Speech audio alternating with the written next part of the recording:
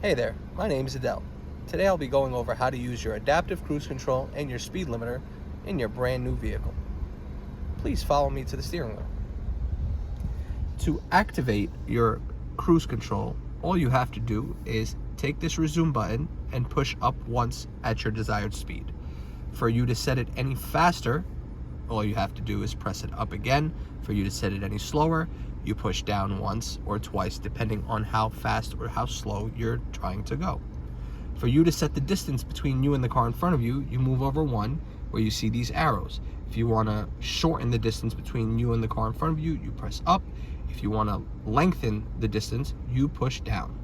Now moving on over to the end where the speed limiter is, all you have to do is press this in at the desired speed and it will cancel your cruise control, but will limit you to that speed.